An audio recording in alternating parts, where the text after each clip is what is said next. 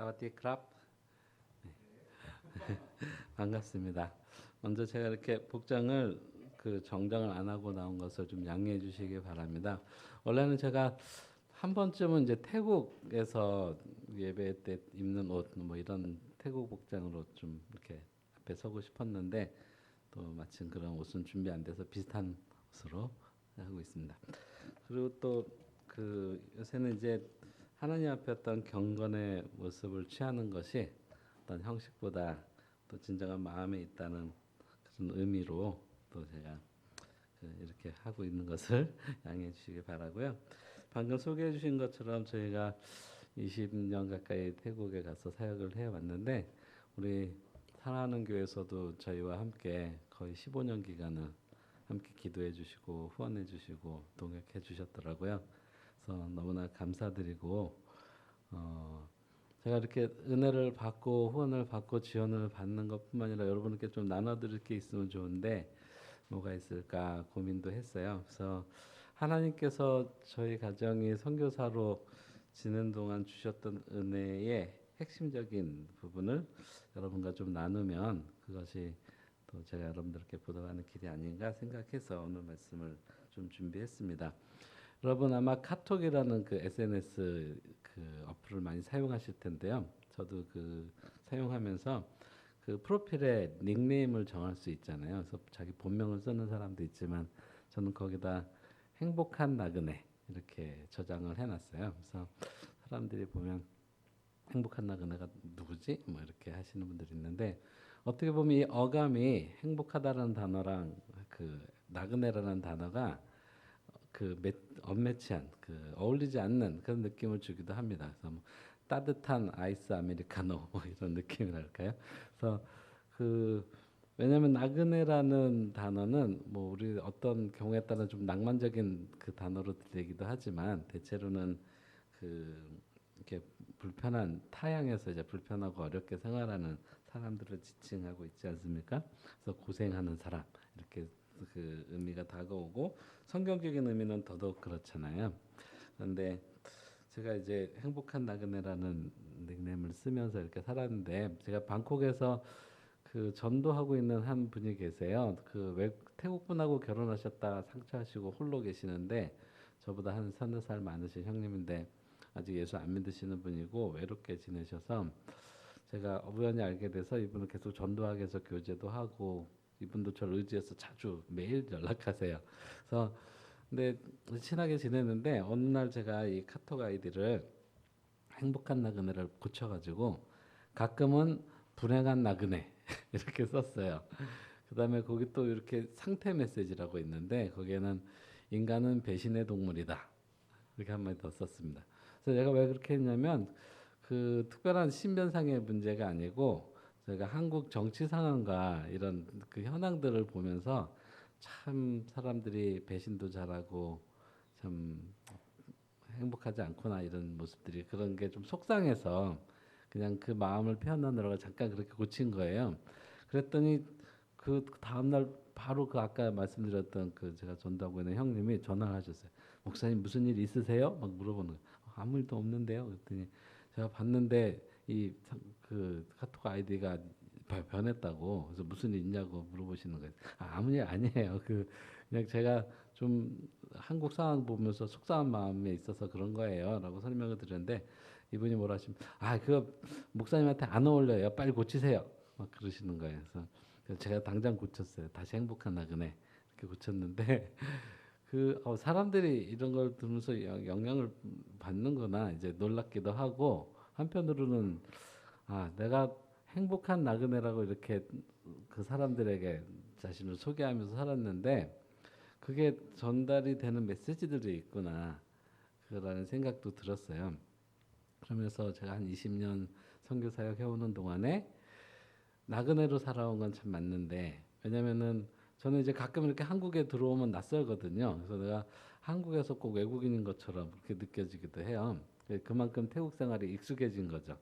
근데 또 태국 가면 전 여전히 나그네고 외국인일 뿐이에요. 그래서 오래 살았지만 비자 문제 가지고 너무 힘들게 해가지고 그 심지어는 저희 부부가 같이 있지도 못하게 저는 비자 주는데 아내는 비자를 주지 않고 생이별하게 만들고 참그 곤란을 많이 겪어요. 그래서 안식년인데도 그 몇 개월 못 있어요. 저는 가서 또 사역 보고를 해야 되고 뭐 비자를 얻기 위해서 할 것들이 많거든요. 그래서 이렇게 나그네 서름을 느끼며 사는 것이 일상이지만 그래 왔지만 행복했는가? 그, 그럼 나그네가 어떻게 하면 행복할 수 있는가? 그런 생각을 스스로도 좀 해보게 되었습니다. 여러분 오늘 오후에는 예배가 아니라 전도 활동이 있다고 들었어요. 여러분 전도하실 때 어떤 말로 전도하시나요?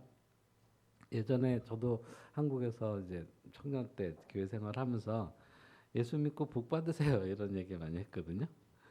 그래서 그 얘기는 이제 예수 믿으면 행복하고 복 받는다는 거잖아요. 그래서 그 때로는 내가 정말 예수 믿기 때문에 행복한가 이런 것 생각해 볼 필요가 있는 것 같아요. 왜냐하면은 예수 믿고 복 받으세요. 예수 믿으면 행복해집니다라고 전도를 할 건데 나는 정작 예수 믿으면서 별로 행복하지 않다면 거짓말을 하는 거잖아요. 그렇죠? 그래서 우리가 전도할 때도 내가 그리스도인으로서 주님을 섬기고 찬양하고 예배하는 삶을 사는데 행복한가? 한번 생각해 보는 기회가 되면 좋겠어요. 그래서 어떤 것이 예수 믿기 때문에 행복한 건가? 이런 나눔들을 갖기를 원합니다. 제가 첫 번째 나누고자 하는 대지는 그리스도인들도 늘 행복하기만 한 것은 아니다라는 것입니다. 여러분 성경 속의 인물들이 많은데 그분들의 삶이 늘 행복하기만 했을까요? 그러니까 아니더라고요. 여러분 저는 예전에도 제가 나눈 적 있는데 야곱의 경우에 이제 요셉이 불러서 가족들이 모두 이제 애굽으로 이동했을 때 애굽 왕을 만나서 한 말 기억나십니까? 바로 왕이 야곱에게 물었습니다. 내 나이가 얼마나 되느냐? 내 나그네 길의 세월이 130년이니이다. 나의 연세가 얼마 못 되니 우리 조상의 나그네 길의 세월에 미치지 못하니 험악한 세월을 보내었나이다. 이렇게 답변했어요. 그래서 내 조상 아브라함과 뭐 그 이삭을 얘기하겠죠.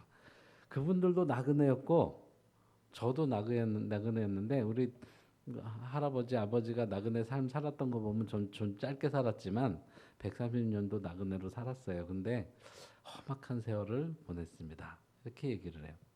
그래서 그 우리가 아는 그 4대 족장들이 다 나그네였어요. 요셉도 그 애굽에서 지금 총리 대신이 됐지만 역시 외국인이고 나그네로서 삶을 살아온 거죠.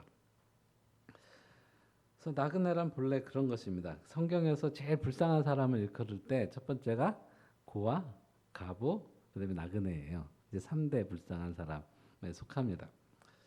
오늘 우리가 읽었던 히브리서 11장 13절 말씀에 이 사람들은 다 믿음을 따라 죽었으며 약속을 받지 못하였으되 그것들을 멀리서 보고 환영하며 또 땅에서 외국인과 나그네라 증거하였으니 이렇게 기록되어 있습니다. 여기서 말한 이 사람들은 그 히브리서 11장 믿음장에 나오는 그 에녹, 아벨, 노아, 아브라함, 사라 이런 분들 얘기해요. 근데 이분들 모두 나그네였다. 그 외국인이었다. 이런 그 표현을 하고 있습니다. 실제로 이스라엘 백성들은 시작부터 그 나그네로 시작했어요.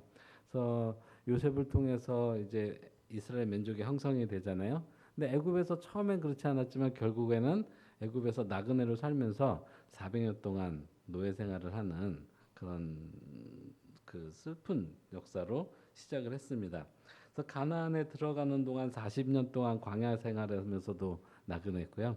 정복 생활을 하고 이제 정착을 하긴 했지만 그 이후에도 계속해서 끊임없는 전쟁과 그 거민들과 싸움 이런 것 때문에 고통을 겪었고 또 그 분열왕국이 망한 다음에 70년 동안 바벨론 포로로 가서 또 타향에서 나그네 생활을 했어야 했고 이스라엘 사람들은 그렇게 평탄한 적이 거의 없어요. 그 이후에도 400년 침묵기 동안 나라 없이 지내야 했고 또 신약 시대에 들어서도 우리가 잘 알듯이 이스라엘 사람들 전 세계로 흩어져서 핍박받고 2차 대전 때 그 많은 희생을 당하고 그 거의 우리나라 독립식이랑 같은 뭐 1948년이나 돼서 독립국가가 되는 그런 이스라엘 전 역사가 나그네 역사다 이렇게 봐도 될 만큼 그래서 살아왔죠. 지금 이스라엘 땅에 거하지만 전쟁이 끊임없죠. 아직도 하마스와의 전쟁, 또 중동 국가들과 전쟁이 계속 유지 중입니다. 구약의 성도들만 그랬을까요? 이제 신약 시대가 열리고 초대교회가 형성됐을 때, 그래서 처음에는 정말 그 부흥의 기쁨, 초대교회의 그 아름다운 그 성도의 교제, 이것이 풍성해서 너무나 행복한 시간이 잠깐 있었는데, 그 다음에 하나님께서 그 아름다운 예루살렘 교회의 핍박을 허락하셔서 다 흩어지게 됐죠. 그래서 다 흩어져서 여기저기 그 갈바라지 못하고 막 흩어져서 사는 삶을 살아야 했어요. 그래서 그 사람, 그 신약교 초대교회 성도들을 향해서 베드로는 흩어진 나그네다. 이게 베드로전서 1장 1절에 그렇게 호칭하고 있습니다. 그래서 계속 1장 1절 2절에 보면은 예수 그리스도의 사도 베드로는 본도 갈라디아 갑바도기아 아시아니아와 비두니아에 흩어진 나그네 곧 하나님 아버지의 미리하심을 따라 성령이 거룩하게 하심으로 순종함과 예수 그리스도의 핏부림을 얻기 위하여 택하심 받은 자들에게 편지하노니. 그래서 그들의 정체성을 한마디로 흩어진 나그네다 이렇게 불렀어요. 그리고 계속되는 베드로전서 2장 11절에서도 사랑하는 자들아 나그네와 행인 같은 너희를 권하노니. 그래서 너희가 지금 행인 같고 나그네 같지만 그 너희들을 이렇게 권하는 말씀을 준다 이렇게 말하고 있습니다. 아마 이 편지를 받은 당시 그리스도인들은 다 격하게 공감했을 거예요. 왜냐하면 그 예수 믿게 된 유대인들이나 또 새롭게 예수를 믿어서 그리스도인으로 편입된 이방인들이나 어디 가도 환영받지를 못했어요. 그래서 그 유대인들은 유대 전통을 떠났다고 핍박을 받고 또 이방인들도 그 로마 통치하에서 여러 가지로 핍박과 순교를 반복하는 그런 삶을 살아야 했습니다. 그래서 그렇게 또 막 뿔뿔이 흩어져서 직업도 안정되지 않고 거주도 일정하게 할 수 없고 모든 것이 불편하기만 한 그런 삶을 살았던 것이 초대교회 성도들의 모습이었어요.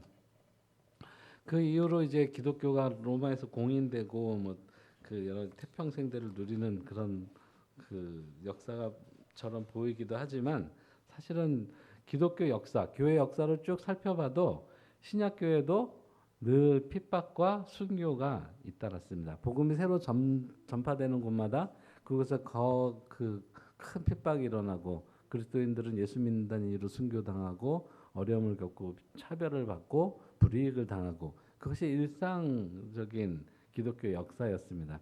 이제 기독교 문화가 정착이 되고 안정이 돼서 어떤 외적인 핍박이 없어진 그런 시대에는 또 어떤 현상이 발생합니까? 중세 유럽에서 1000년 동안 기독교 핍박이 없었지만 그때는 우리가 그 시대를 영적인 암흑기라고 불러요. 오히려 핍박은 없는데 하나님에 대한 말씀도 전달이 안 되고 하나님과 소통할 수 없는 하나님 백성이지만 그 그리스도인이라고 말하지만 실제로는 하나님에 대해서 아무것도 아는 게 없는 그런 영적인 암흑기를 지나야 했고 그래서 제가 이 자료들을 이렇게 좀 조사해보고 하면서 이스라엘 역사에 정말 태평성대가 있었을까? 솔로몬 시대 때 한 30년 이 정도밖에 없는 것 같고요. 교회 역사에는 그 정말 그 믿음 신앙도 뜨겁고 외적인 핍박이나 이런 것도 하나님 막아주셔서 진정한 부흥을 체험했던 때, 그래서 18세기, 19세기에 그 영적 대각성 시대 한 100년 정도 됩니다. 그 시기 외에는 그렇게 없었던 것 같아요. 오늘날은 지금 한국 교회는 어떤 핍박이 없습니다. 그래서 우리가 우리도 그렇게 누리고 있는 거 아닌가 생각할 수 있지만 동시대에 지금 세계 곳곳에서도 다른 나라 민족들에서는 그 그리스도인들의 핍박과 순환이 뭐 끊이지 않고 있어요. 우리가 그걸 잘 모르고 지낼 뿐이죠. 이렇게 보면은 한국 교회가 지금 이 안정기를 누리고 있는 것이 두 가지 중에 하나의 양상일 수 있습니다. 하나는 정말 영적 대각성 시대와 같이 하나님 부흥과 은혜를 주셔서 평안한 건가? 아니면 그 중세 사회처럼 영적 어둠의 시기로 들어가고 있어서 그런 건가? 왜냐하면 교회가 핍박이 있을 때는 오히려 뜨겁고 열정이 있고 복음에 대한 살아있는 믿음이 있었는데 안정이 되면은 교회는 어두워지고 믿음이 상실되고 변심하고 우리 아까 불렀던 찬양들처럼 다 변하는 그런 것들을 겪어왔었거든요. 그래서 우리가 한국 교회와 우리 신앙의 그 위상을 좀 바로 파악하고 이해하는 것이 필요하지 않나 생각합니다. 그래서 두 번째 대지는 저는 한국 교회가 방향을 못 찾고 있다, 잃고 있다 이렇게 느껴져서 이 부분을 잠시 나누려고 합니다. 그 사사기에도 하나님 백성들이 평안하면은 또 하나님을 잊고 방탕하게 살다가 죄가 심해졌을 때 하나님이 이방 민족을 통해서 징계하시고 그럼 또 회개하고 뭐 하나님이 사사를 보내서 구원해 주시고 또 감사하고 또 회개하는 삶을 사는 것 같지만 또 금방 잊어버리고 다시 방탕한 삶을 하고 이 롤러코스터 같은 생활을 반복했잖아요. 그것처럼 이제 그 기독교 역사도 교회 역사도 그런 비슷한 패턴을 계속해서 보여왔습니다. 그래서 그 그래서 이 부분에 있어서 제가 가장 중요하다고 느낀 부분은 우리가 어떤 하나님 나라가 이어가는 그 방향성을 잃는 것이 참 위험한 일이구나라고 생각해요. 우리 기독교 세계관을 표현할 때 창조, 타락, 구속 이렇게 세 단어로 요약을 합니다. 하나님이 세상을 창조하셨고, 근데 창조한 세계가 인간의 죄로 말미암아 타락해서 그 죄가 오염되고 그 죄의 오염으로 인한 고통이 세상에 그 관영하고 이런 상태가 되고 하나님의 그 그리스도를 통해서 이것을 다시 구속하시고 회복시키시는 창조의 질서와 첫째 목적을 다시 성취시키는 방향으로 이끌어 가시는 것. 이게 세계 역사의 흐름이고 하나님이 우리를 이끌어 가신 하나님의 경륜에 속한 것이죠. 그래서 하나님이 지금 우리를 그 죄악된 세상, 변화된 타락된 세상 가운데서 구원하셔서 하나님의 창조 목적이 회복된 온전한 모습으로 이끌어 가시는 그 구원의 과정이 하나님이 우리의 삶을 이끌어 가시는 교회를 인도해 가시는 방향이라고 말할 수 있어요. 그래서 우리가 교회도 그렇고 성도의 삶도 그렇고 이 방향과 일치하는 삶을 살 때 그 방향에 맞게 갈 때에 그 하나님 허락하신 예수 안에서 진정한 행복을 누릴 수 있는 것인데 그래서 우리가 지금 그 방향대로 맞게 가고 있는지 그 상황 인식을 정확히 해야 되는 때라고 생각이 듭니다. 제가 선교지에 가서 처음에 하려고 했던 사역은 신학교 사역이었어요. 그래서 제가 그 어떤 교회든 하나님 말씀이 그 교회를 붙잡고 인도해 가셔야 된다고 믿었고 저는 그 일에 있어서 하나님이 주신 은사가 이제 태국 그 신학교에 가서 그분들에게 하나님 말씀을 가르치는 일을 통해 그 일을 했으면 좋겠다 생각해서 신학교에 갔는데 언어를 2년 동안 배우고 이제 막상 신학교 가서 그 한 학기 정도 강의하면서 이렇게 적응해 가고 있을 때 갑자기 그 신학교 설립자셨던 그 선임 선교사님이 신학교의 방향을 그 다르게 바꾸시는 것이었어요. 뭐냐면 그 이 선교사님이 이미 태국에서 30년 사역하시는 분이에요. 그래서 30년 사역하는 동안에 정말 이 신학생 한 명이 교회 하나다.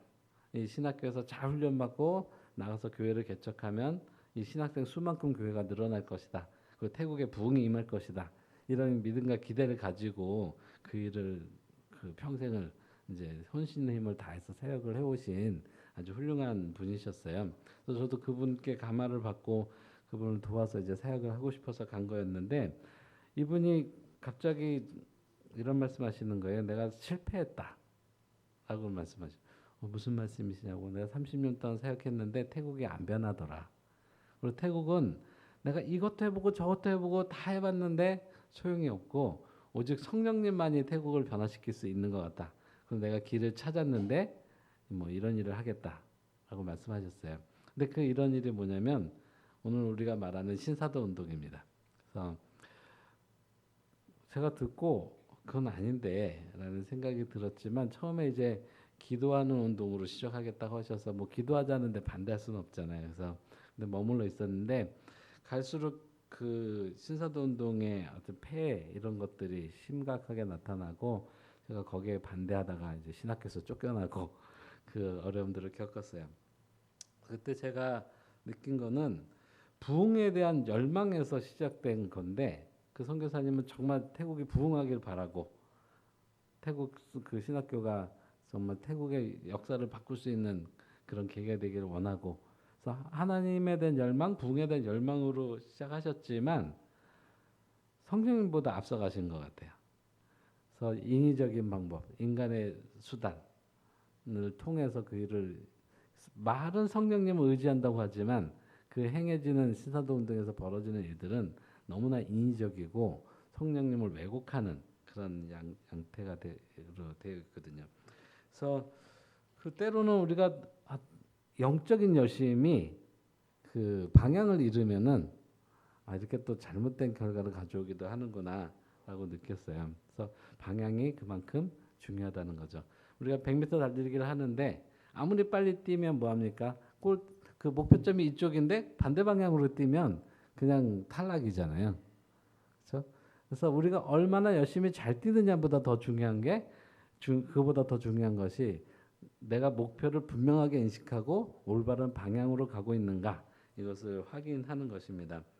코로나 이후로 그 한국 교회 양극화가 훨씬 더 늘어나고 있다고 표현합니다. 제가 지난주에 부산에 가서 선교사대회에 참석하면서 우리 여러 전문가들로부터 이제 최신 교회 경향 뭐 이런 것도 배우고 듣고 그런 기회가 있었는데요. 그 중에 이제 제 기억에 남는 아주 그 섬뜩한 표현이 있었어요. 오늘날 한국 교회가 한국 사회 속에서 섬처럼 되어가고 있다. 여러분 이해되십니까? 교회가 섬과 같대요. 사회 속에 어울리고 섞이고 그 안에서 영향력을 발휘하지 못하고 그냥 고립된 외딴 섬처럼 뭐 그 여기저기 뭐 교회들이 존재하지만 마치 그게 섬인 것처럼 사회와 단절된 사람들과 단절된 그런 모습이 되어가고 있다 이런 표현이었어요. 근데 너무 놀랍고 마음이 아프더라고요. 근데 그 이후로 첫 번째가 교회의 세속화였습니다. 세속화. 교회가 급속하게 세속화가 되면서 교회로서의 특성과 본질과 방향성을 잃고 교회로서의 역할을 기능하지 못한다는 것이죠. 그래서 그 뭐 나타나는 현상으로는 그 미국에서도 SBNR, Spiritual but not Religious 이런 표현을 쓰고 한국에서는 그 가난한 성도라는 표현을 쓰는데요. 나는 예수님 믿긴 믿어요. 근데 종교 생활은 하기 싫어요. 그래서 교회를 안 가는 그런 사람들이 아주 급격하게 더 늘어나는 추세고 우리나라도 뭐 그 코로나 때 더 늘어서 지금 내가 그리스도인이라고 생각하는 사람들의 30% 이상이 교회에 출석하지 않고 그렇게 있다고 그래요. 그다음에 특별히 더 심각한 거는 10대, 20대 청소년과 이 젊은 세대들은 주일학교 다녔던 그런 친구들 기준으로 볼 때 절반 이상이 다 교회를 떠나서 그 45% 이상이 교회에 나오지 않는 그런 현상들이 오늘 생기고 있습니다. 이것이 그분들이 믿음을 잃어서 그분들의 잘못이기 때문에만 일 것인가? 또 반대 극부는 교회가 그분들을 충분히 이끌어갈 만한 영적인 그 영향력을 미치지 못하고 있다라는 의미도 된다라는 것이죠. 우리 제가 다니던 신학교도 지금 정원 미달로 정원의 반도 안 되는 학생들이 공부하고 있더라고요. 근데 대부분의 신학교가 그렇고요. 우리가 이제 한국 선교사가 전 세계에서 미국 다음으로 두 번째로 많이 보낸 그 선교 그 나라다. 이렇게 자부심이 있었는데 이제 그 자부심도 이제 꺾였어요. 우리가 네 번째 정도로 밀려나 있습니다. 그래서 브라질, 필리핀이 우리보다 선교사를 더 많이 그 파송한 나라이고 그 뭐 누가 더 많이 보냈느냐의 문제가 아니라 이제 젊은 사람들이 선교사로 헌신하는 사람들이 급격하게 줄어들고 있다는 거예요. 그래서 그 선교 사회도 고령화 문제가 있습니다. 근데 이분들이 고령화인 것이 문제뿐 아니라 이제 곧 은퇴하실 분들이에요. 그럼 은퇴하는 선교사는 계속해서 늘어나고 새로 그 유입되는 선교사들은 없고 그러면은 이제 한국 교회가 그 열심히 헌신해왔던 선교 사역도 굉장히 위축될 그런 상황이 있습니다. 그런데도 불구하고 한국 교회가 이 시대의 변화와 필요를 민감하게 인식하고 파악하고 거기에 맞게 대처하면서 정말 하나님 원하시는 방향으로 잘 가고 있는가라고 살폈을 때 어떤 방향성을 잃고 표류하는 것 같은 그런 느낌이 든다는 거예요. 그래서 이제 유람선 같습니다. 큰 유람선, 아주 화려하고 안정되고 그 위에서는 배 선상 위인데도 참 모든 멋진 그 활동들을 할 수 있고 참 아름답고 풍요롭고 그 다 갖춘 유람선이에요. 그런데 표류하는 거예요. 그래서 방향 없이 그 큰 유람선이 표류를 합니다. 근데 그 위에 있는 사람들은 그걸 잘 자각을 못해요. 느끼지를 못해요. 그냥 잘 가고 있는 줄 알아요. 그 선상 위에서 별다른 변동이 없기 때문이죠. 근데 그 표류하는 방향이 하나님이 원하시는 구원의 계획과 정반대로 가고 있다면 정말 심각한 문제 아니겠습니까? 그래서 이런 의미에서 저는 우리가 위기에 있다고 생각하고요. 그래서 오늘 본문 말씀을 택한 것은 우리가 그 방향성 잃어버린 것을 다시 회복하라는 메시지가 담겨 있다고 믿기 때문입니다. 그래서 오늘날 믿음의 성도들의 특징은 본문에서 말하기를 외국인과 나그네 같은 신분으로 살면서 자신의 본향을 찾는 삶이다라고 정리하고 있어요. 그래서 그리스도인이란 저 선교사, 저는 자동으로 나그네로 살고 있잖아요. 그래서 그게 선교사의 축복이에요. 노력하지 않아도 나그네라는 신분을 그냥 늘 인식할 수 있어요.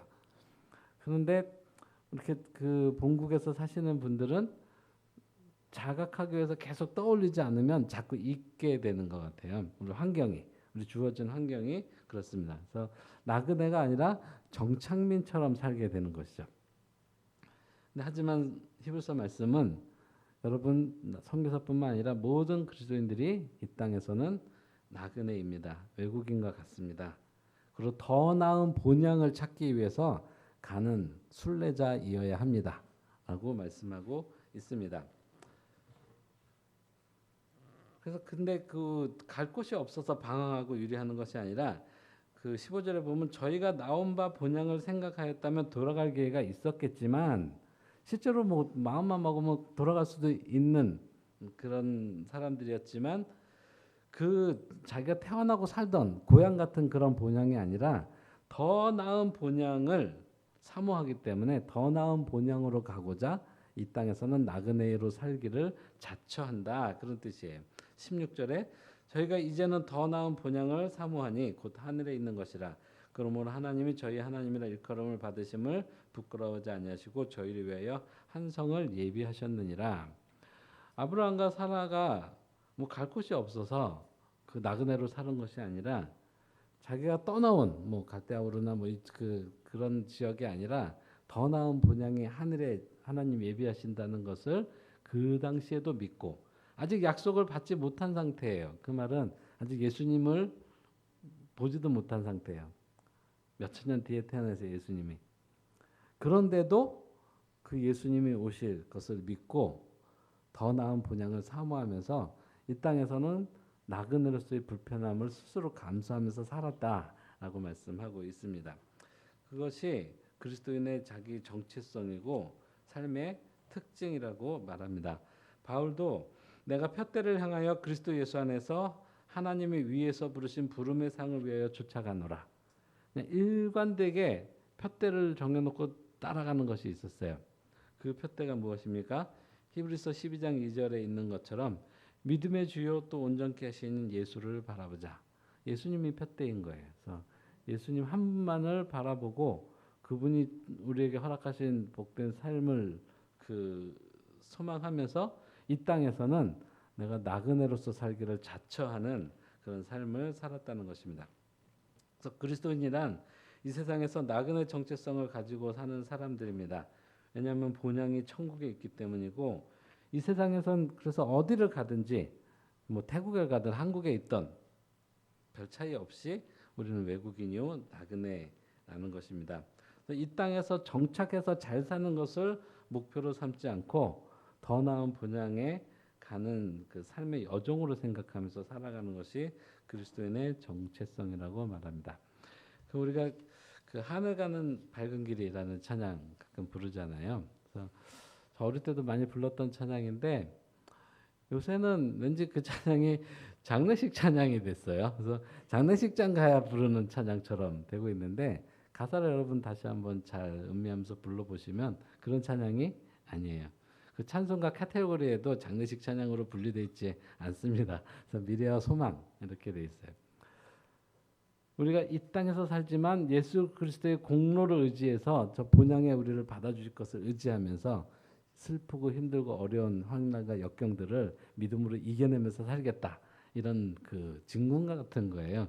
근데 이 곡조가 막 좀 슬프고 또 느리게 부르고 이러다 보니까 굉장히 그 뭐 슬픈 노래처럼 돼 있지만 실제로 내용은 그렇지 않습니다. 그래서 한번 불러보시기 바래요. 집에 가셔서 그 저는 그 약간 느리게라고 이제 곡조 안내가 돼 있는데 저는 약간 행지곡풍으로 부르면 좋겠다 생각이 들어요. 좀 빠르고 좀 행진곡적으로 씩씩하게.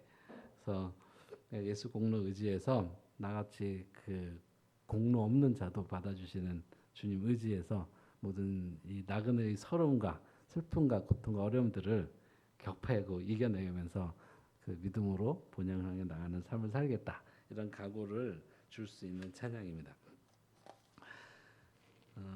그래서 골로새서 3장 1절 4절에서도 바울은 같은 교훈을 주고 있습니다. 그러므로 너희가 그리스도와 함께 다시 살림을 받았으면 위의 것을 찾으라. 거기는 그리스도께서 하나님 우편에 앉아 계시느니라. 위의 것을 생각하고 땅의 것을 생각하지 말라. 이렇게 권합니다. 그래서 그리스도인의 삶을 이렇게 표현하면 좋겠습니다. 우리가 그 땅을 딛고 살고 있잖아요. 땅에서 떨어지면 안 되잖아요. 그래서 땅을 딛고 사는데 어떤 그리스도인들은 그 이 세상을 아예 회피하고 그냥 공중에서 부양한 것처럼 동떨어져서 세상과 문화와 단절하고 그렇게 살려는 태도를 가진 분들도 있어요. 그래서 그 반문화주의 이런 그리스도인들도 있습니다. 근데 어떤 사람들은 그 땅을 딛고 너무 그 땅 안에서만 땅만 바라보면서 살아가요. 그건 문화주의라고 표현해요. 그냥 이 세상에서 그냥 착하게 사는 것이 그리스도인의 본분이라 이렇게 생각하고 그 교회 다니는 분들도 있어요.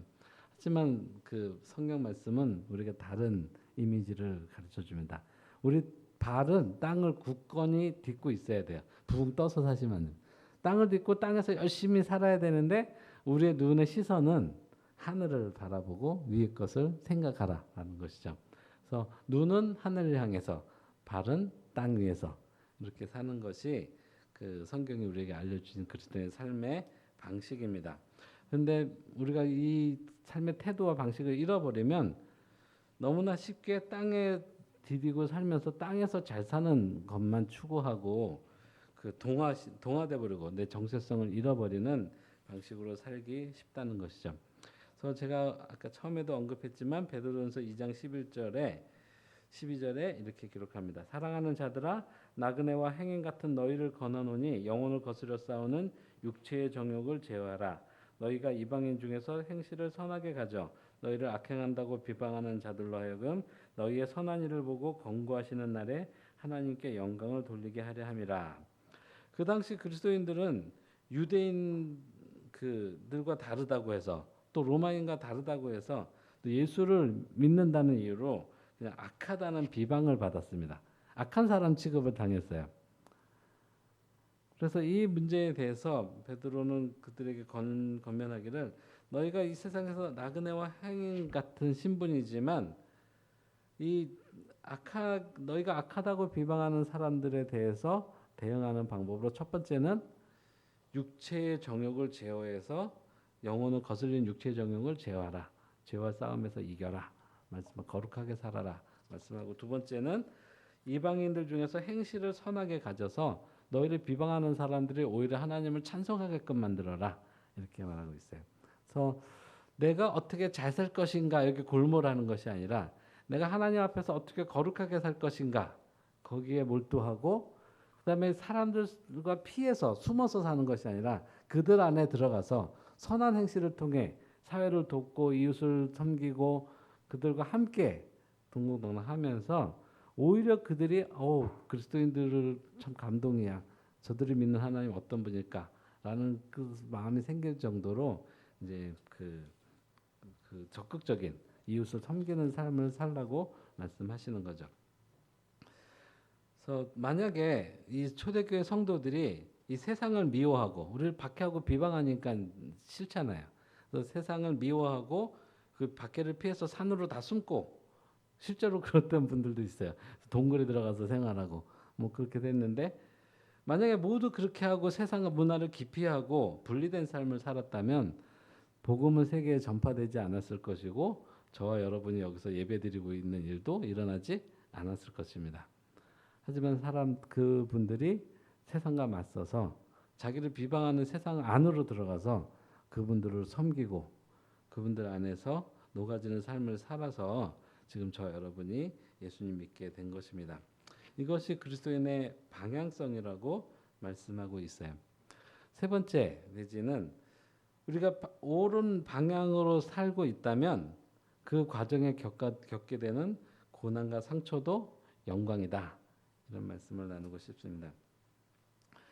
제가 신학교에서 아까 그 쫓겨났다고 말씀드렸는데 그 이후에 이제 고민을 하다가 내가 목표하고 하나님 뜻으로 생각하고 나왔던 삶의 방향, 사역의 방향이 다 틀려지게 돼서 저도 굉장히 낙심도 되고 그 어려운 시간이 있었는데요.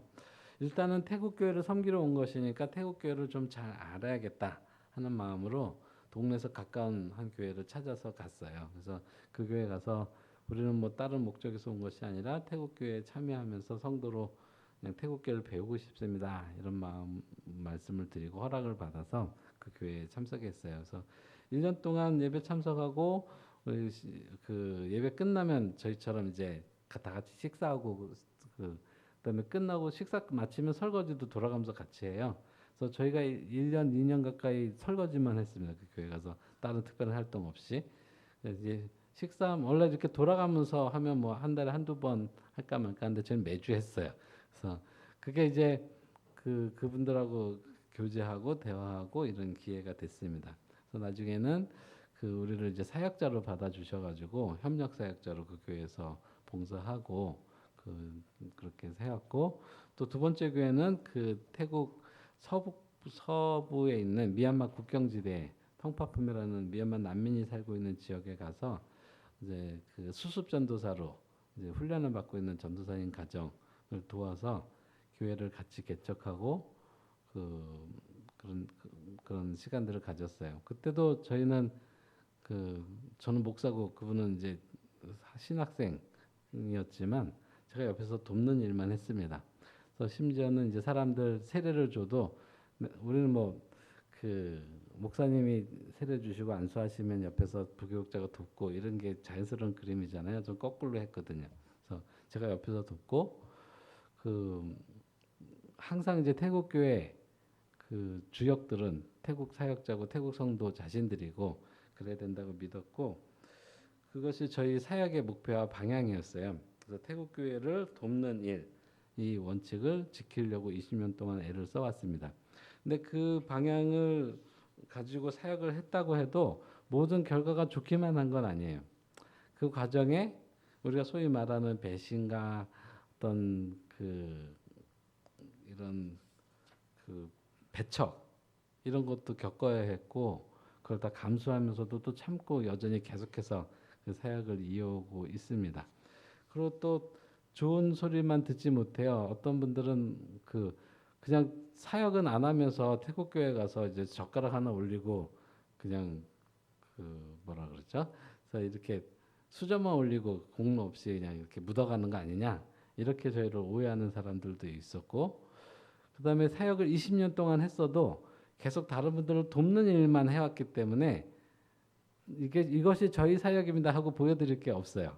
그래서 나이가 더 들고 연수가 찰수록 그게 또 힘들기도 하더라고요. 그래서 선교사는 또 열심히 이렇게 파송받고 후원받고 그러고 있기 때문에 이렇게 열심히 잘 사역했습니다 하고 그 사역 결과도 보여드리고 뭐 그래야 되는데 뭐 남을 돕는 일만 하고 있습니다. 이렇게 표현하는 것도 한계가 있고 좀 여러 가지 어려움이 있더라고요. 그래서 옳은 방향으로 산다는 것이 항상 좋은 결과, 기대했던 뭐 복된 결과만 가져오지는 않아요. 그래서 근데 그거를 알고도 각오하고 하는 일입니다. 근데 처음에는 그런 것들이 힘들고 어렵게 느껴졌어요. 그래서 최근에는 엔조 그것도 저희가 원하는 것이 아니라 이제 비자를 사용하기 위해서 복지법인을 하나 설립하고 그때 많은 분들이 그렇게 했거든요.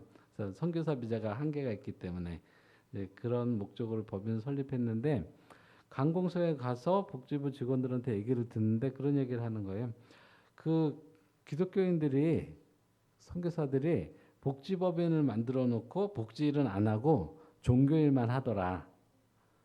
깜짝 놀랐어요. 그래서 이 믿지 않는 분들인데 선교사를 이렇게 인식하고 있으면 그 우리가 불법을 행하는 사람들인 거잖아요. 그럼 어떻게 복음이 전해지겠는가?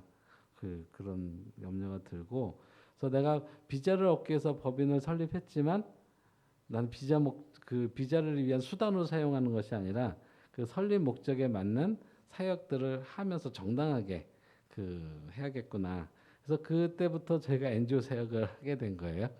그래서 하다 보니까 그 미얀마 난민들이나 또 청소년들이나 어린이들이나 이렇게 도울 사람들이 많고 그것이 기간일이라는 것을 깨닫게 되고 지금까지 이어져 오고 있는데요. 최근에 태국 정부가 코로나 이후로 비자를 굉장히 엄격하게 관리하면서 1년 쓰던 비자를 3개월로 줄여버리고 또 그것도 매월 무슨 일을 했는지 사역 보고를 해야 새로 비자 연장을 해주고 근데 가족들은 비자도 안 주고 뭐 이런 상태로 어렵게 해요. 그래서 지금 제가 안식년인데도 여기 한국에 길게 못 나와 있고 금방 가야 되고 그렇습니다. 근데 저만 비자 쓰는 것이 아니라 저희 단체에서 10여 가정이 한때는 20가정이 비자를 썼었어요. 근데 이분들을 제가 다 관리하고 그 서류를 다 만들어서 관공서를 5-6군데를 다 돌아다니고 이렇게 해서 관리를 해야 되는 겁니다. 그래서 그러니까 다른 분들 비자를 돕는 일들이 그게 그냥 보조적인 사역인데 제 주사역처럼 일이 많아지고 힘겨워진 것이죠. 그래서 때로는 이제 불평도 생기더라고요, 마음에. 이게 지금 남 좋은 일만 하고 그 하나도 이익도 안 되는 일을 내가 왜 이렇게 많이 짊어져야 할까? 이런 마음도 들고 했는데 그 하나님이 그런 마음을 주십니다. 그래서 사람들한테 인정받고 또 어떤 실제적인 실익이 있고 그런 일이 아니지만 또 이웃을 돕고 동료들을 돕고 하는 것이 하나님 기뻐하시는 일이라는 마음을 주셔서 하고 있습니다.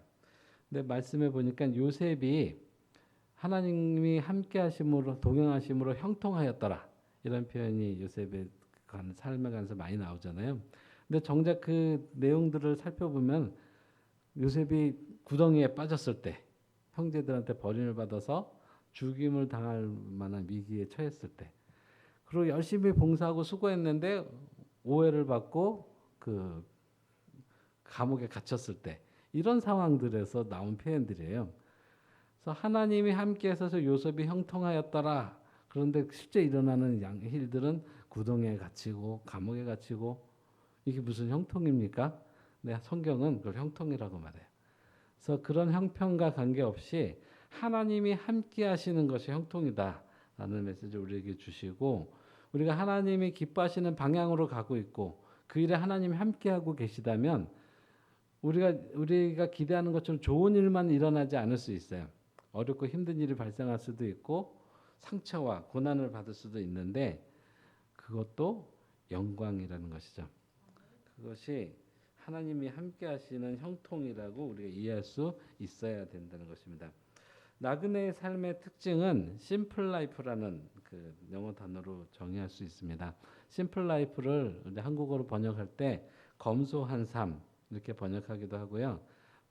제가 예전에 훈련받았던 선교단체에서는 전시 체제의 삶 이렇게 번역했어요. 무슨 뜻이냐면 전쟁이 나면 우리가 막 일상생활처럼 살 수 없잖아요. 그래서 전쟁이 나면 얼른 피신을 해야 되면 또 빨리 떠나야 되니까 짐도 그 최소한을 갖고 있고 또 뭐 그 일상생활처럼 풍요롭게 먹고 모든 걸 다 누리면서 그렇게 살 수가 없죠.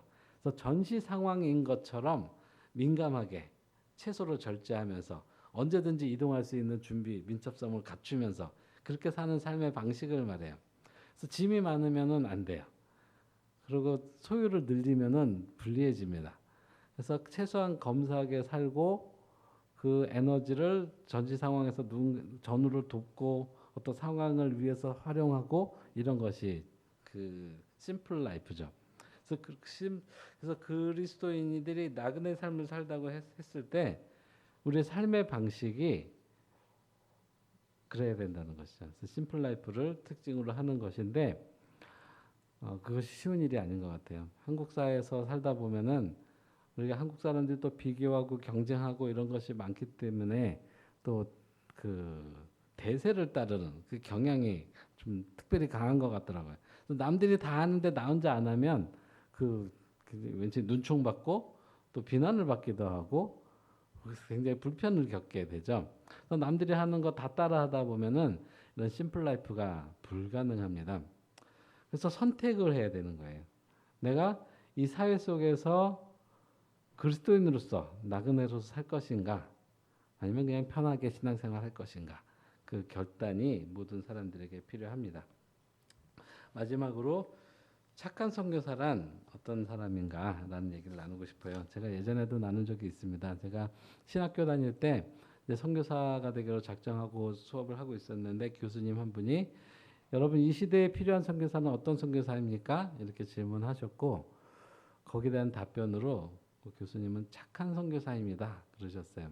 뭐 지혜롭고 뭐 능력이 많고 뭐 전략이 뛰어나고 뭐 이런 얘기가 아니라 착한 선교사여야 된다고 하셔서 도대체 착한 선교사가 어떤 거지? 라고 그 숙제를 가지고 그 선교사에 임했습니다. 그래서 나름대로 착한 선교사가 되겠다는 그런 마음을 잃지 않고 지금까지 왔는데요. 제가 이것을 한 부분 오해했구나라는 생각을 최근에 갖게 됐어요. 제가 그 2주 전에 안산에 가서 어떤 개척교회 목사님을 만났는데 이분은 호주에서 영주권도 받고 잘 살 수 있는 그런 뭐 직장도 잘 살 수 있는 분인데 하나님이 한국에 가서 선교해라 라는 마음의 메시지를 주셔갖고 오셨대요. 그래서 찾아간 동네가 안산이에요. 그래서 안산 그 동네에는 외국인 노동자도 많고 오히려 여기가 외국인가 싶을 정도로 많아요. 그 동네 가면은. 그 다음에 장애인들 또 지체부자분들 지적장애 이런 분들이 참 많고 그 어렵게 사시는 분들이 유독 많은 동네예요.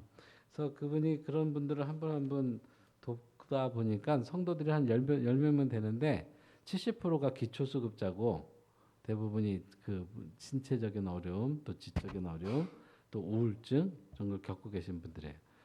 본인의 자녀도 2분이시고 본인도 기초수급자인데 미혼모가 낳은 아이도 입양하고 또 비슷한 처지 한 아이도 입양해서 4명을 또 키우세요. 그래서 그렇게 생활을 하시는데 이분이 무슨 얘기를 하셨냐면 우리가 한 달에 한 번씩 전도를 하는데 전도지에다가 이제 교회 전화가 없기 때문에 목사님의 개인 전화번호를 쓰신대요. 근데 이 전도지에서 개인 전화번호 이거 빼면 안 될까? 라는 마음이 들고 그 교인들한테 그런 표현을 했었다고 얘기하시는 거예요. 그래서 처음엔 이해가 안 됐어요. 우리가 전도하는데 당연히 뭐 예수 믿으세요 이런 것이 전도 자체이지만 또 우리 교회가 여러분을 섬기겠습니다. 우리 교회 오세요 하고 우리 교회 안내도 하고 전화번호도 적고 해야 되는 게 마땅한 거잖아요. 근데 그 전화번호를 빼고 싶다는 거예요. 그 교인이 많은 것도 아니고 그 20명도 안 되는 10명 있는 작은 교회인데 왜 그러신가 했는데 뭐라고 하시냐면 이분이 지금 섬기는 성도들은 다 그 온 힘을 다해서 섬겨야 되는 분들이에요. 저는 이제 교회 가끔가다 좀 도와주세요 하고 오시는 분들 있죠. 그래서 저 한국에서 목회할 때도 그런 분들 많았는데 이분들도 조직이 있어가지고 정보를 공유하시더라고요. 그래서 어느 교회 가면 얼마 주더라 이런 게 다 있으셔갖고 이렇게 순회를 하세요. 교회마다 다 가서 막 이렇게 좀 도와주세요 하면은 뭐 500원, 1000원 드리고 이렇게 보내고 그런 걸 많이 봤는데 그때마다 저분들에게 전도해야 되는데라는 생각하면서도 저도 막상 잘 못했었거든요. 근데 그 교회는 있더라고요. 그렇게 찾아온 분 전도해갖고 그 교회 교인으로 저희를 참석해요. 그러니까 이분들이 교회를 운영하면서 서로 섬기려는 그런 마음도 있지만 그 훈련이 잘 안 되고 이제 막 그 자기가 연약한 가운데 예수 처음 믿은 분들이고 그러니까 일일이 다 돌봐야 되는 분들이에요. 근데 한 전도지에다 자기 전화번호 넣어서 이렇게 누가 전화해서 찾아오면 겁나는 거예요. 내가 지금 하는 일도 벅찬데 누군가를 또 이만큼 도울 수 있을까? 막 그렇게 그 버거운 마음에 그 전화번호 넣는 게 좀 그 힘겨웠다고 그런 얘기 하시는데 그걸 굉장히 죄송스러워하는 마음으로 하나님께 그렇게 표현하시더라고요. 그래서 제가 그걸 보면서 아, 이 시대에 한국에 이런 교회도 있구나 그런 생각이 들고 그 선교지에서도 잘 그렇게 못하는데 라는 마음도 들면서 한편으로 저도 나름 20년대로 이웃들을 섬기고 착한 선교도 살겠다고 굉장히 노력하고 살아왔다고 생각했는데 착하다는 말이 우리 이웃들에게만 착한 것이 아니라 우리 아버지 하나님께 착한 자녀로서 그런 의미도 있구나라는 거를 좀 새로 느끼게 된 거예요. 착한 선교사, 사람들이 볼 때 저 사람 참 착해 이런 평가받는 것이 아니라 하나님께 착한 선교사, 착한 아들, 착한 자녀 이런 거죠. 그래서 그랬다라면 제가 좀 더 하나님과의 교제 시간에 더 헌신했어야 되고 하나님을 묵상하고 예배하고 개인적으로 더 하나님을 알아가고 배워가는데 제 마음을 더 들였어야 되는데 오히려 바쁘다고 소홀했던 것들도 이제 많이 좀 부끄러웠고 남은 그 기회들은 정말 하나님 보시기에 착한 선교사가 됐으면 좋겠다, 착한 아들이 됐으면 좋겠다라는 생각을 갖게 됐습니다. 우리가 하나님 뜻에 대해서 많이 구하잖아요. 하나님 뜻이 무엇인가 우리 기도하면서 또 나누면서 많이 하는 얘기인데 우리 탕자의 비유를 생각하시면 이해하기 쉽습니다. 우리는 둘째 아들이 탕자라고 이제 표현하는데 첫째 아들은 착한 아들이었을까요? 라고 묻고 싶어요. 아버지가 둘째 아들 때문에 막 근심하고 걱정하고 매일 나가서 둘째 아들 왔는지 안 왔는지 찾아보고 근심하고 슬퍼하고 계실 때 그 큰아들은 슬퍼하지 않았어요. 같이 슬퍼하지 않았어요. 그렇죠? 그리고 또 아들이 돌아와서 막 넘치는 기쁨으로 잔치 열고 막 이렇게 아버지가 기뻐하시는데 큰아들은 함께 기뻐하지 않았어요. 그런 아들을 착하다고 할 수 있을까요? 뭐 못된 아들은 아닐 수 있지만 착한 건 아니죠. 왜냐하면 아버지의 마음과 이렇게 일치하지 않으니까요. 그래서 착하다는 것이 하나님의 뜻을 구한다는 것이 우리 하나님의 마음과 같은 편이 되는 거라는 생각을 해요. 하나님이 슬퍼하시는 일에 슬퍼하고 하나님이 기뻐하시는 일에 기뻐하고 그게 착한 거죠. 그게 하나님 뜻을 따르는 거죠. 근데 우리가 처음에 이제 한국 교회가 표류한다 제가 이런 표현을 썼는데 좀 말하기 좀 조심스럽지만 종교학자들이 한국 기독교는 샤머니즘 기독교가 되어가고 있다 그런 표현을 쓰세요. 그냥 교회가 겉으로는 보고 화려하고 막 그 굉장히 뭘 다 갖추고 세련된 것 같지만 기도하는 내용과 나가는 방향이 하나님이 이만큼 축복해 주셨는데도 더 받을 것만 계수하는 그런 모습을 보인다는 것이죠. 하나님이 뭐를 슬퍼하시는지 관심 없고 내가 하나님 뜻에 맞추는 게 아니라 하나님 내 뜻을 이루어주세요. 이런 태도로 가고 있다는 거예요. 그 샤머니즘이죠. 그거는. 우리가 이제 결론을 맺겠습니다. 그 여름 성경학교 하면 많은 교회가 이제 아이들 캠프를 데리고 가서 하는 프로그램이 있습니다. 철로 역정 프로그램 많이 하죠. 근데 그 철로 역정 그 의미를 잘 이해하고 있는 것인가 이제 그런 생각을 해봤어요. 철로 역정은 예를 들면 소돔과 고모라가 위험하고 멸망할 도시니까 거기서 떠나라 롯에게 그렇게 명령하셨던 것처럼 비슷한 설정입니다. 그래서 이 도시가 멸망할 것이니 여기 머물면 위험하다 떠나라. 그 명령을 듣고 깨닫고 가족들 같이 데리고 가려는데 가족들도 따라가지 않죠. 그래서 혼자 그 도시를 떠나서 믿음의 순례를 가는 내용이 철로 역정이에요. 그래서 첫 번째 그 이야기 성립은 떠나는 데서 있습니다. 근데 우리는 지금 어딜 떠날 수는 없잖아요. 저 선교사라서 저는 가지만 여러분도 여기서 사실 거잖아요. 그래서 그 떠난다는 설정을 적용하기가 참 어려운데요. 그것이 제가 오늘 말씀한 포인트입니다. 이곳에서 머물고 살지만 정착민처럼 사는 것이 아니라 마치 내일 떠날 삶처럼 그런 나그네의 심정으로 살아가는 것을 말합니다. 그래서 그게 훨씬 어려운 거예요. 그래서 저보다 여러분들이 훨씬 어려운 신앙 여건에서 살고 계시다. 이런 생각이 들어요. 또 그런 교회 목회하시는 목사님은 극한 직업이에요. 그 왜냐면은 얼마나 세상에 살기 좋아요. 다 힘들다고 하지만 대한민국이 이만큼 잘 살던 때가 있었나요? 우리는 정말 그 풍요로운 시대, 너무 재밌고 우리 마음을 홀딱 뺏는 스마트폰을 비롯해서 수많은 좋은 것들이 가득한 세상에서 살잖아요. 근데 우리가 마치 내일 떠날 것처럼 마음을 준비하면서 나그네의 자세를 갖고 산다는 것이 정말 쉬운 일이 아닌 것을 압니다. 또 그렇게 가르쳐야 되는 목회자의 사역도 정말 어려운 거라고 생각해요. 그래서 난 목회자들이 너무 존경스러워요. 저는 이제 마지막으로 얘기를 하고 싶습니다. 아까 유람선 얘기를 드렸습니다. 유람선에서 가만히 있으면은 어디로 가는지 모르고 그 위에서는 문제의식을 느끼지 못하기 때문에 표류하고 있다고 말씀드렸는데 차라리 그 표류하는 유람선에서 내려서 쪽배를 타고 노를 젓는 편을 택해야 된다고 생각해요. 불편하고 위험하고 힘들지만 그래도 내가 목표와 방향을 정하고 갈 수 있어요. 근데 그거는 물을 거슬러는 대세를 거스르는 길입니다. 근데 주님이 그 방향을 알려주셨어요. 좁은 길로 들어가라. 좁은 문으로 가라. 좁은 길은 협착하고 좁아서 찾는 이가 적고 그래서 외로울 것이다.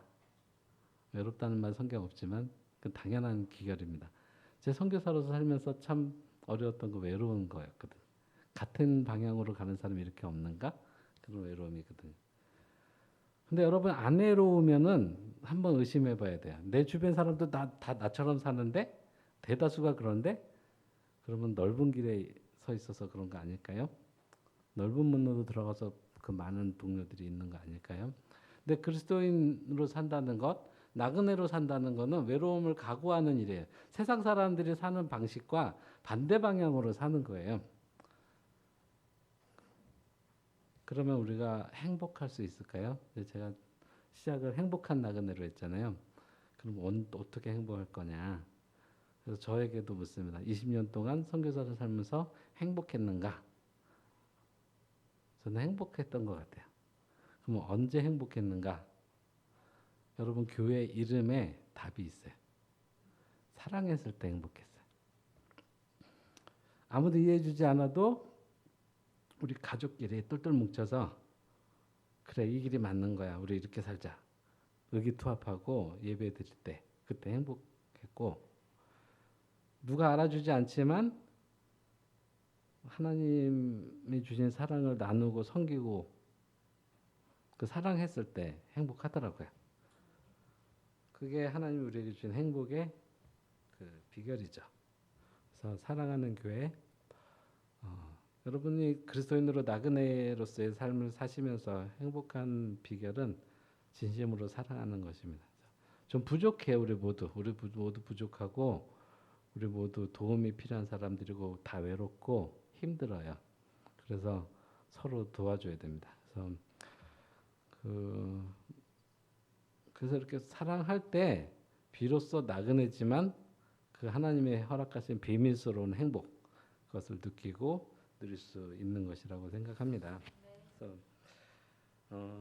심플 라이프를 살지만 그래서 우리 하나님의 마음으로 세상을 보면서 우리가 이만큼 누리는데 그걸 누리지 못하는 이웃들, 우리 가까운 이웃뿐만 아니라 멀리 있는 해외 이웃들 다 이렇게 골고루 돌아보면서 평균케 하려는 삶을 사는 것. 내가 더 누리면 난 더 좀 많이 잘 살 수 있지만 더 검소하게 살면서 내 물질과 시간과 능력을 이웃을 위해서 사용하려고 하는 방식으로 사는 것. 그것이 나그네의 삶인데요. 그 과정에 진심으로 사랑하면 행복합니다. 그래서 저 여러분 모두 행복한 나그네 주님 안에서의 삶을 누리시기를 바랍니다. 기도하겠습니다.